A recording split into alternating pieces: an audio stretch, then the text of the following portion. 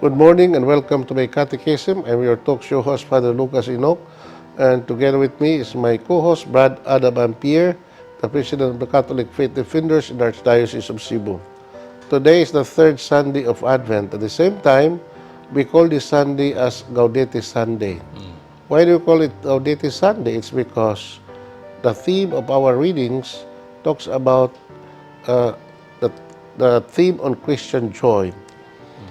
You know, the term gaudete comes from the Latin word gaudere, that means to be joyful, to be happy. So the question is, why do we have to be happy this Sunday? The reason is because the coming event of Christ's birth, which we celebrate every 25th of the month of December, would be a joyful event in our life. Because that would be the day that we commemorate the birth of our Savior, our Lord Jesus Christ. No? That would be also the time in which we have to celebrate as a family. The reason why I say that as a family, it's because the best place where we celebrate Christmas is within the family. And why is that? Because Jesus was born in a family. In the family of Nazareth, no? With Mary, his mother, and Joseph, his foster father. So the entire family of Nazareth was complete because of the birth of a son. Although Jesus was not a son of Joseph, because he is the son of the Father. But still, Jesus recognized Jesus as his father, not in the biological sense, but in the legal sense, according to the Jewish law. So this is something that we have to discuss and reflect on today, together with my co-host, Brad Adam Ampier, after this short break. Please stay with us. We'll be back.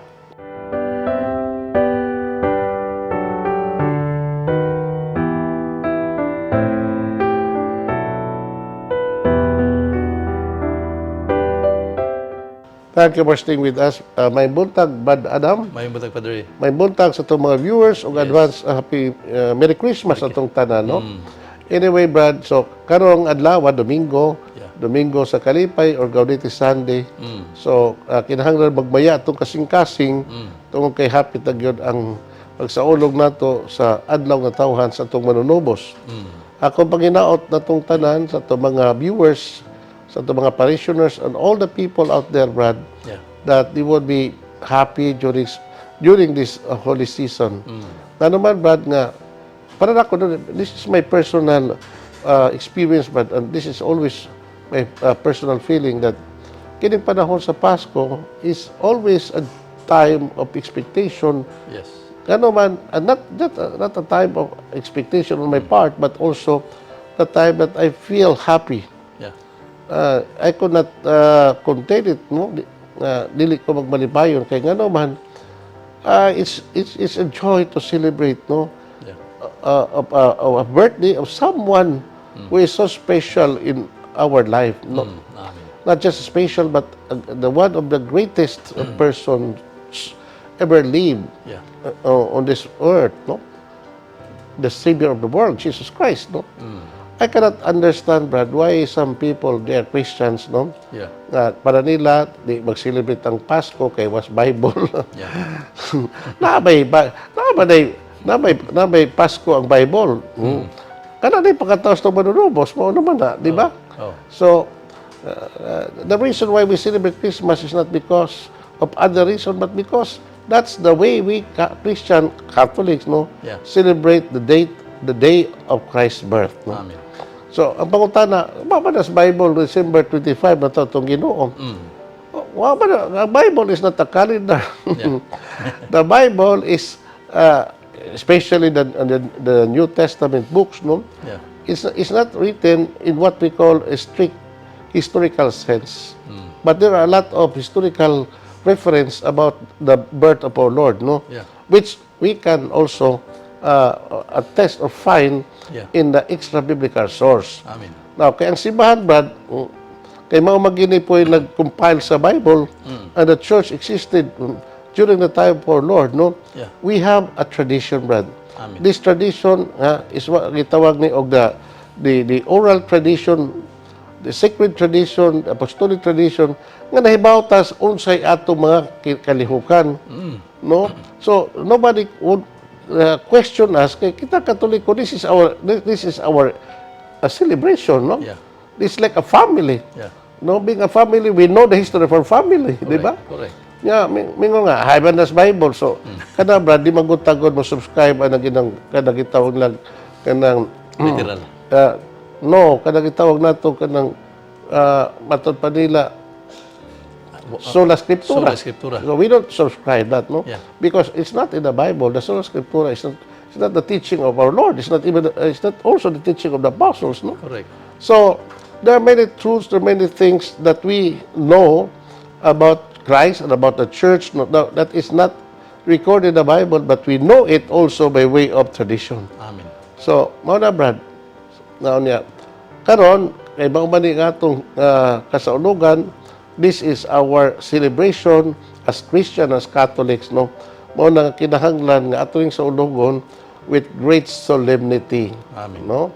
Ngano man, this is not an ordinary birthday celebration because it's the celebration of the birth of someone who is greater than all of us. Correct. And that is Jesus Christ, the Son of God, the Savior of the world. Amen. Huwag na yung mangutan na, Father, kanus ako matao, ang labing nasayod, ang akong nanay, sa matay, side, Father. The church is the mother of all churches. Therefore, ang simbahan nga, gitawag sa, gitukod sa Tuginan sa Kristo, Father, labing may nasayod. In fact, one of the his history or references, standard references, na may nakuha nga kuan, Father, kanini ang mga listahan sa natawhan during the time, ancient time, during the time sa itong Ginoo, Father, nga na-record dito nga December 25 or sa ilang gitawag man ito nila og Kislev or Kisleo sa 25. So December 25. Kislev. Yeah. So kuan gid, Father, na ay equivalent gud sa December 25 mo gi basis sa simbahan. In fact, one of the references katong gitawag nato og Catholic Encyclopedia naa gid dito that December 25 is the natal day of our Lord Jesus Christ. So dili na makuan, Father, dili na mabungkag ng kamatuoran na.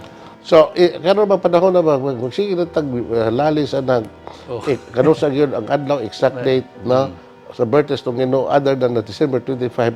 So, wag gid kahumanan, brad, no? Wag ikumanan. Ang labing importante wag gyud mao nga let us rely on the authority of the church. Yeah.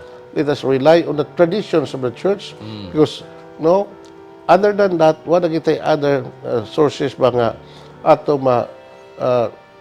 mahatagan nato og kanang references, no, as far as the time and the date of Christ's birth, no, other than December 25. Amen. Anyway, but no. So, what the question is, what kind of joy that we have to celebrate, no?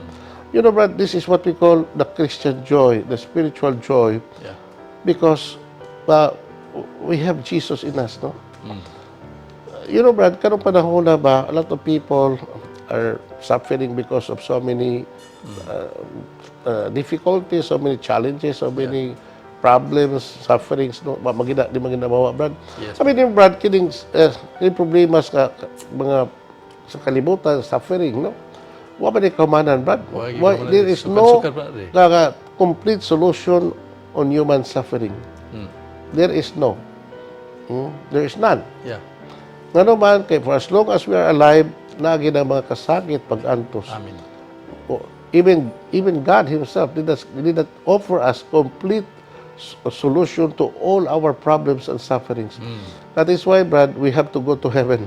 Yeah. Kaya dito sa langit, Brad, there is no more suffering, there is no more problem, everything is joy. Joy. So while we are still here on earth, patol pa ni Saint Teresa of the Child Jesus, no, I have to spend my heaven here on earth by doing good. Yeah. I have to do good here on earth, no, aron nga ako ma-anticipate ang joy of heaven. Amen. So, mo na akong tabang sa itong mga tao, na we are still in the middle of the season of Advent, no? For us to be able to experience a Christian joy, we need to have a clean heart and a clean mind and a clean conscience. Amen. Because the season of Advent is a time of preparation, and what kind of preparation? Yeah. It is spiritual preparation, and this includes a penitential preparation, meaning to say, uh, we have to cleanse ourselves. We have to go to confession. I always encourage our people, Brad, no, nga kung ano nindot ang tumagsalong pista o sa Pasko itong pagkataos Ginoo, kinahanglan nga we are free from sin. Nga nagyon, Brad, no? By way of the sacrament of reconciliation or the sacrament of penance. Yeah. In the mga Katoliko, Brad, we have that gift. We have that sacrament. Thank God. Kay pinaagi ni mong sakramento sa penance or sacrament of reconciliation, Brad, we encounter God who forgives. Yeah. No? A God who is never tired of forgiving, even if we are tired of sinning. Yeah. But God is never tired of forgiving. Amen. Mao na nga makaduol tas Ginoo because in that sacrament of reconciliation according to Saint or Lord Jesus Christ or Saint Faustina, Yeah. that in the sacrament of reconciliation the mystery of sins meets the God of mercy. We will encounter the merciful Christ who would cleanse us from all our sins so that we'll have joy in our heart. Amen. Karon, Brad, ato nang basahon ang ato Ebanghelyo, no? Okay, Father. The Lord be with And you. with your spirit. A reading from the Holy Gospel according to Luke. Glory to you, O Lord. The people asked him, "What are we to do?" And John answered, "If you have 2 coats, give one to the person who has none. And if you have food, do the same." Even tax collectors came to be baptized and asked him, "Master, what must we do?" John said to them, "Collect no more than your fixed rate." People serving as soldiers asked John, "What about us? What are we to do?" And John answered, "Don't take anything by force or threaten people by denouncing them falsely. Be content with your pay." The people were wondering about John's identity.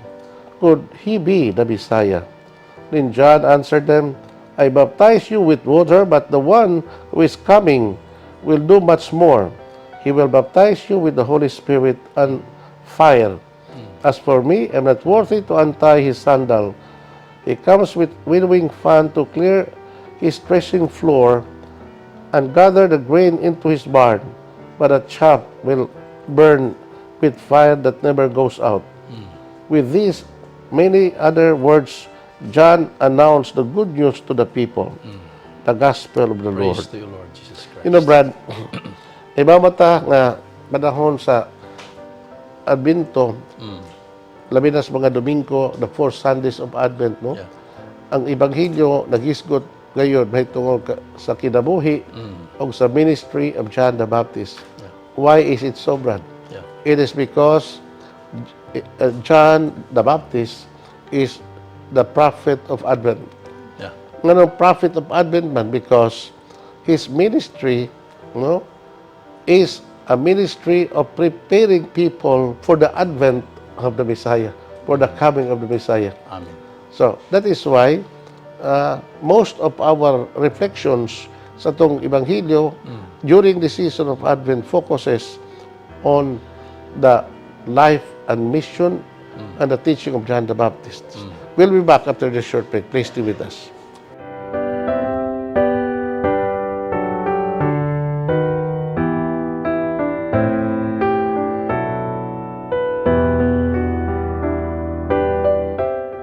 Thank you for staying with us, Brad Adam. Ato ng kabalandungon, kining atong tukion katong Ebanghelyo karon. Yes, Father. Primero, Brad, no, we talk about John the Baptist, which is the one mentioned in our gospel, no? You know, unsa may background ining atong Ebanghelyo. Actually, it's a continuation of the gospel the previous Sunday, Brad. You know, what happened, no? John the Baptist appeared when he was already 30 years old, no? Yeah. He was a man of the desert. He grew up in the desert in preparation for his future ministry to be the precursor of the Messiah. He was the fulfillment of the prophecy of Isaiah, which says, "A voice crying out in the wilderness, prepare the way of the Lord, make straight his path." So, di man mag-concentrate sa John sa ministry of Brad Adam. So, within the territory of Jordan River and its surrounding environments, no? So dito na-focus ang ministry, especially on the River Jordan because he was baptizing people. Yeah. So, ang mga tao came to John, listened to him, and they were so amazed, no, by the power of John's preaching and believed in him. Yeah. Ano man, because again, with the voice of John heard by these people, the voice of a prophet, Yeah. ilan na sa dungog.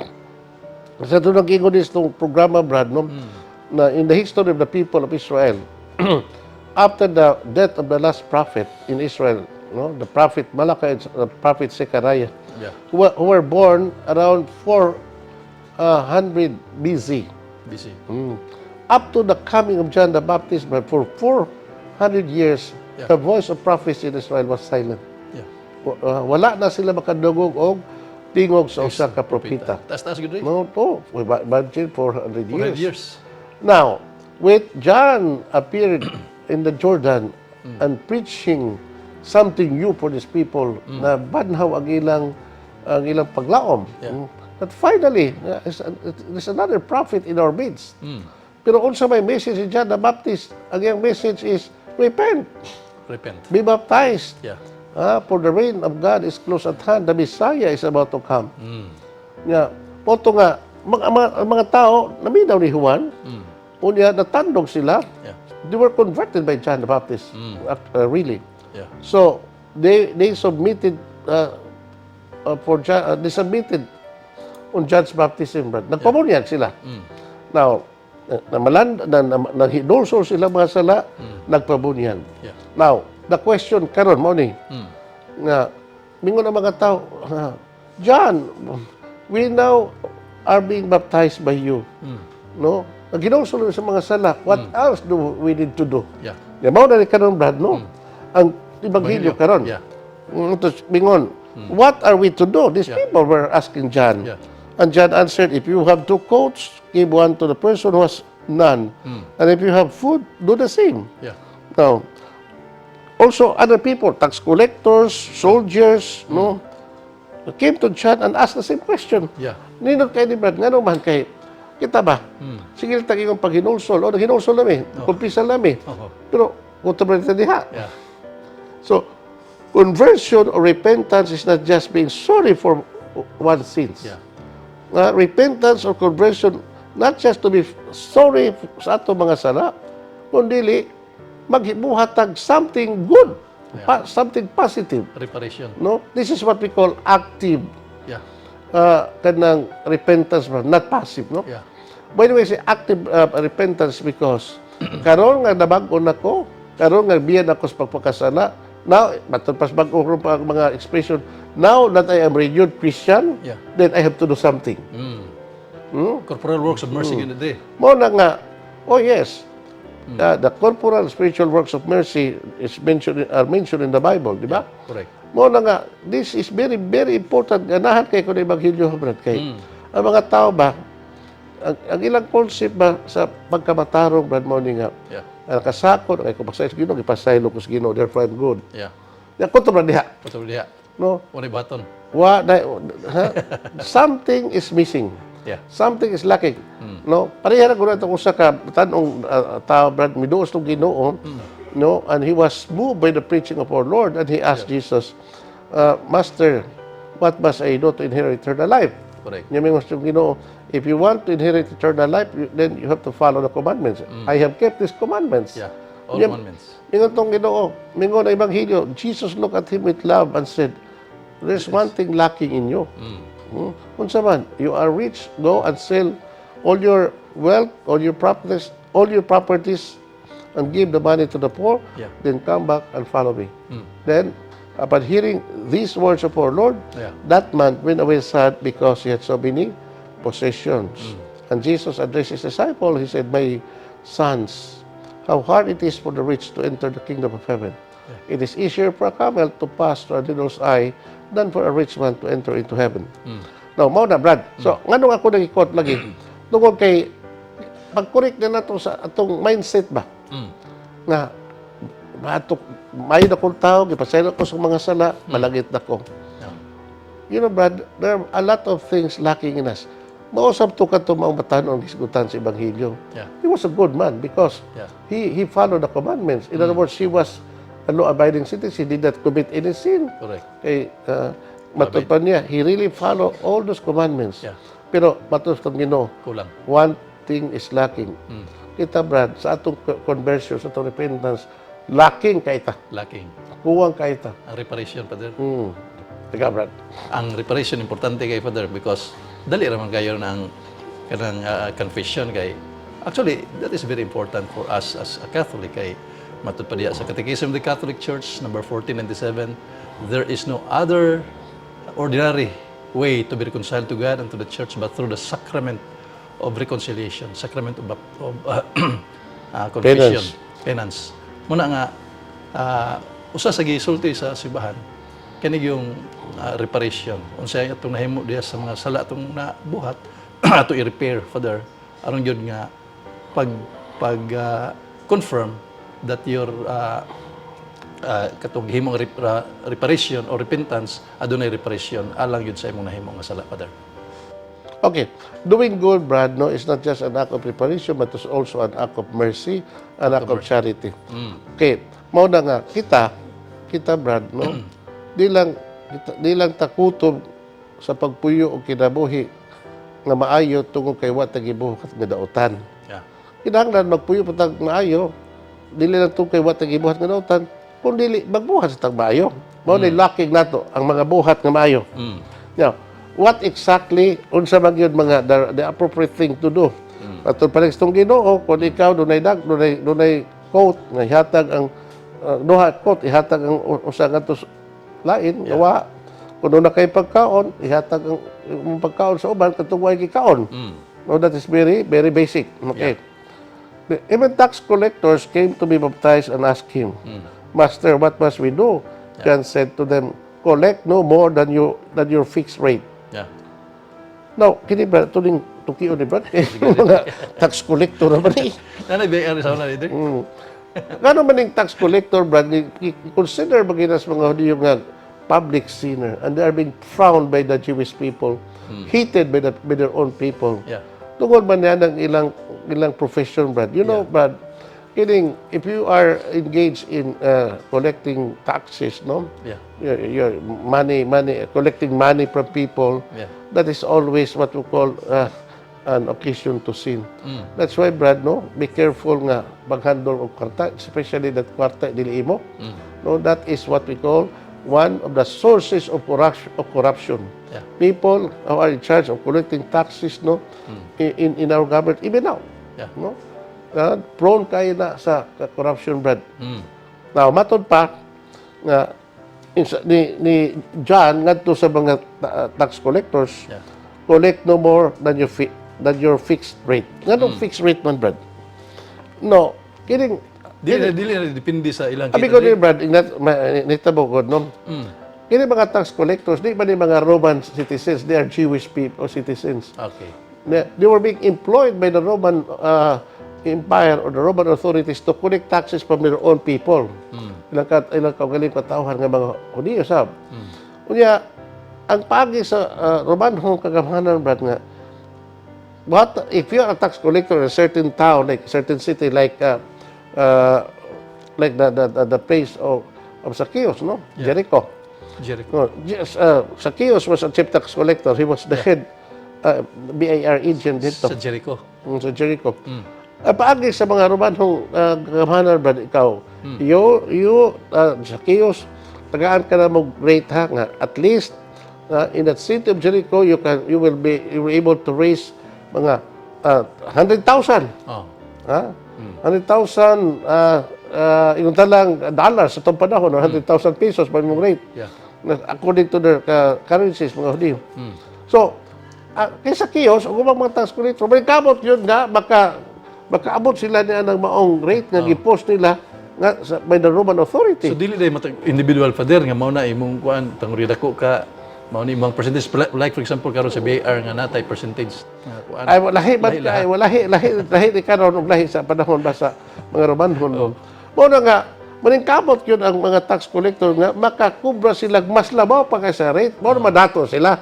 For example, sa City of Jericho, 100,000 pesos ang ilang makolekta. Nga mao na rate nga gi-post nila sa magkolekta sila 500,000. ilahan na. Mao nang suko kay mga katawhan sa Israel. Tungod niya ng maong scheme sa mga tax collectors. So, ato din, we'll pause for a while, but because we'll have a short break. Please stay with us.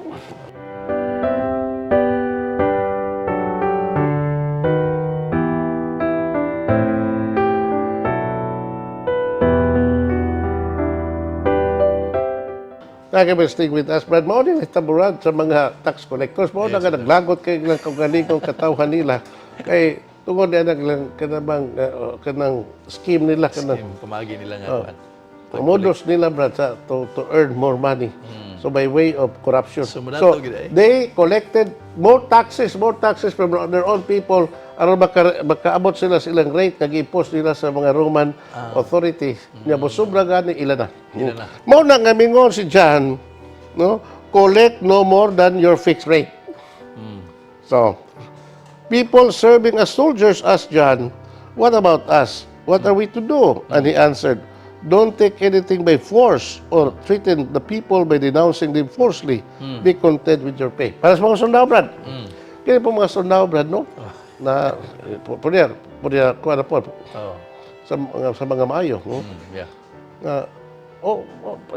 Especially during martial law, unfortunately. And even today, Brad, no? We have to face the reality, Brad. No?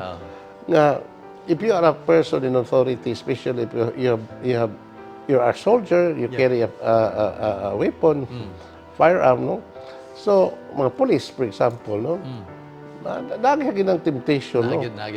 To use their own power and their authority in order to threaten people, to exact money from these people, etc., etc. Wala mo yung si John, ayaw mo pag matugpas mga Tagalog, Brad, ay mapangutong. Pangutong. Abi din, Brad, kanang pangutong, kanang pulong pangutong, Brad, Tagalog man na. Utong. They kausap, Brad, naghatag ko og kuan ba recollection sa mga police. Most of these police officers, no, were Tagalog. Ningon sila, "Bidisuli, bless me, Father, for I have sinned. May sin, Father, ganito. Nangungutong po ako." Sabi, nangungutong, eh. Anyway, wala to na ako ba? Wala ko ba? I didn't question. Hangtod nga, hapit na lang, hapit po mga pulis, "Sorry po, Padre, nangungutong pa ako."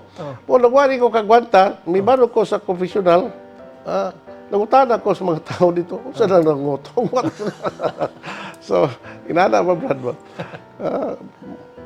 So, ano nga, karong panahon na, Brad, you know, Brad, human nature, wala gin mausab. The sins of the people during the time of our Lord, and the sins of the people even up to the time of Adam and Eve, are the very same sins that we are committing. No? Kaya naman, ang human nature maging mausab, Brad. The grace of God is always necessary in order for us to be able to truly repentant and to live a good life. No? So, muna, Brad, speaking about corruption, Brad, no? Kung mag-unique ka ng rampant pag-ini in any society, even in a Christian society like ours, no? Kinahanglan gini nga, kinahanglan pag-usap sa kasing-kasing. No, without a change of the human heart, Brad, it's very difficult, no, to make a decision of renouncing evil. We need the grace of God. We need the Holy Spirit, no? Ano paglingkod nato to see no to evil, especially the evil of corruption. Muna ba nga karon kita nagkuan taron, nagkaguliyang ta about naning ato mga controversies nga sa gubang sa itong nasod. Yung sa nato paggamit ang atong confidential funds. Yung sa nato paggamit ang atong mga budget sa atong different departments sa atong gobyerno. No? So, akong tabag sa itong mga government officials, especially those who are in power, Brad, no, please be honest naman. Be content lang yun. You know, contentment, Brad, is one of the virtues na very important, very beautiful. And the grace of contentment ba. Yeah. Nga naman kay kuwa kay ka contentment sa imong kinabuhi ba. Yeah. So you become greed. Correct. You become greed but greedy. Yeah. No? So kanang tao nga masaktan na mataktan na ng sakit ang greed ba. Mo na tao nga dili gyud masatisfy. Bisag unsa pa kadaghan niyang bahan ni brad. Correct. No? And that is something very bad, no? Yeah. What a contentment. Yeah. And a person greedy, with contentment, will never be happy in his life. No? Ang sa gina sa sa 7 cardinal sins kanang pagka-greedy. Wakay na to. Wakay sa ambisyon nimo, gusto kag kwarta, material things again. Mo na nga mga kasi Ginoo ba nga tagaan ta kasing-kasing nga mo-accept lang good Unsay naa. unsay naa niya dili po ta magpatuyang paggasto sa dili nato kaya. Yeah. But just enjoy the blessings that God has given to us. Amen. No? Then another part sa ating Ebanghelyo, the people were wondering about John's identity. Matod pa nila, could he be the Messiah? No, na ilang paghunahuna ba? Muna tingali si Jesus. Muna tingali niya ang Mesias. Ganun ganito ipaabot. No? But John answered them, I baptize you with water, but the one who is coming will do much more. He will baptize you with Holy Spirit and of fire. So, gininay na ni John, I'm not the Messiah. Doon ay mo abot. Hindi mo dugay. Nalabaw pa na ako. Yeah. Ako, nagbudyag niyo sa tubig, but He will do something more. He will baptize you with water and the Holy Spirit and of fire. Yeah. So it means to say, Brad, nga, si John is not above Jesus. He is the servant of Christ. Amen. Jesus is above all. Noon kaya ang pagtanaw ng mga tao nga, mao na siya, kabisiyas. Mao na nga, John had to clarify himself that I am not the Messiah. I'm only the one ascending by the power from above. Nga mag-andam sa daan nga iyang paggadulngan diha kaninyo. Busa kinahanglan nga maginusog ka mo or do what I had told you. No. Nga mingon siya He will baptize you with Holy Spirit and fire, Brad. Importante ni Brad, nga naman.